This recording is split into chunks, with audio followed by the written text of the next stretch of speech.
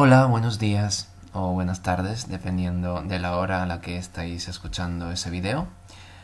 Hoy vamos a hablar del romanticismo, en particular del romanticismo en España. A ver, el romanticismo es un movimiento cultural y literario que revolucionó toda Europa. Nació en Alemania e Inglaterra a mitad del siglo XVIII y se identificó sea con el liberalismo, sea con el espíritu de la Revolución Francesa. Pero llegó a España solo entrado el siglo XIX, donde ya se habían empezado a rechazar las rígidas normas del neoclasicismo y recibió el apoyo de afrancesados y liberales. El espíritu romántico no solo anhela la libertad política, sino que defiende también la libertad moral y religiosa. Es una nueva corriente atenta a lo irracional, a los sentimientos, a la fantasía, tanto en el ámbito literario como en el artístico y musical. El romanticismo supuso una nueva forma de entender el mundo, una visión de la realidad dominada por la supremacía del individuo, por un culto al yo, hasta aquel entonces desconocido. Veamos un poco cuáles son los rasgos principales del romanticismo, de la literatura romántica. Bueno, pero el irracionalismo, frente al racionalismo ilustrado de la Ilustración, como decíamos antes, la exaltación de lo no racional, de lo sobrenatural, de lo mágico, de lo misterioso. El subjetivismo, o sea que pasan a primer plano los sentimientos del individuo, del poeta y de los personajes de los que nos habla. ¿Y cuáles son esos sentimientos? Son sentimientos normalmente negativos, de tristeza, de nostalgia, de melancolía, de angustia, porque el poeta no está satisfecho con la realidad en la que vive. Todos esos sentimientos negativos están causados por la fugacidad de la vida. O sea que al poeta no le gusta el mundo, la sociedad en la que vive. El individualismo, ya que el artista romántico sabe que es diferente de los demás. Lo que os acabo de decir, o sea que hay una supremacía del individuo, el culto al yo, el yo frente a los otros. Por último, el nacionalismo. En realidad, no todos los autores románticos son nacionalistas, pero sí muchos exaltan los valores de España, en nuestro caso, de su país en general, recuperando la historia, las tradiciones, las costumbres españolas. Los temas principales son el amor, por supuesto. Lo que pasa es que el amor romántico es en realidad un amor totalmente diferente de la idea de romántico que tenemos hoy día, como de película romántica. El amor romántico no era un amor feliz, sino que era un amor irrealizable, no correspondido. Entonces era una fuerza que destruía al hombre. La naturaleza que se describe en las obras románticas es una naturaleza que se parece mucho a los sentimientos negativos,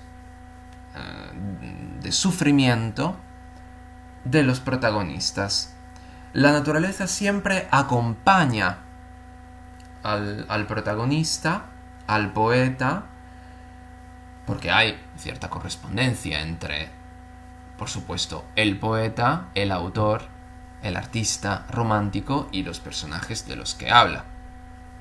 Entonces, la naturaleza, como se identifica con los estados de ánimos del poeta, la angustia, el sufrimiento, es una naturaleza caracterizada por lugares nocturnos, ruinas, castillos medievales, tormentas, etc. Entonces, un locus horrendus y no el locus amenus del que hemos hablado, por ejemplo, durante el Renacimiento. Esta obra es ese cuadro de Caspar David Friedrich, Abadía en el Robledal, Abbazia en el Querceto, representa muy típicamente la idea de naturaleza de la que acabamos de hablar. El tema de la evasión, que al romántico, como hemos dicho, no le gusta el mundo en el que vive, está insatisfecho, quiere escapar, huir.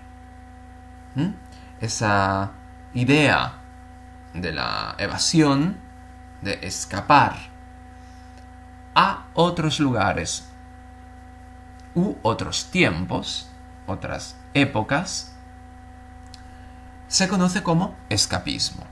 Entonces, la evasión, el escapismo, puede ser espacial o temporal. Temporal cuando el poeta quiere escapar a épocas pasadas. Y entonces cuando las obras están ambientadas en épocas pasadas, muy a menudo en la Edad Media. Un escapismo, una evasión espacial, cuando se huye a lugares lejanos, a lugares exóticos que no tienen nada que ver con el país en el que el autor vive, en ese caso, España. Muy a menudo, esos lugares lejanos o exóticos son lugares como Oriente Medio, China, Japón. Las referencias son muy exóticas. Bueno, ya lo veremos en casos específicos con varios poetas que vamos a estudiar. El tema de la libertad, por supuesto. Tanto el poeta como los personajes que describe no aceptan las leyes y las reglas sociales. Hay un rechazo, entonces, de las reglas sociales, exaltando personajes que viven al margen de la ley, como piratas, y lo veremos en la canción del pirata de Espronceda, que se considera un manifiesto del movimiento romántico, mendigos, bandoleros, etc. El romanticismo, como ya hemos dicho, tiene orígenes europeos.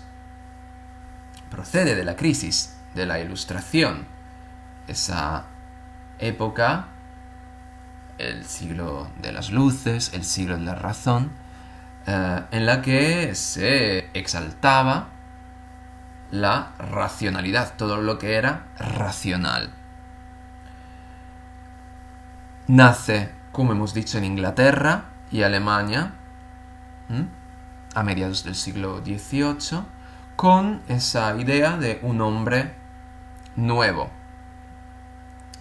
Schlegel, crítico y filósofo alemán, fue el que le dio carácter literario al adjetivo romántico, que antes significaba algo negativo, o sea que era sinónimo de falso, absurdo, precisamente por ser no racional, irracional. Entonces, contrario a la idea principal de la Ilustración.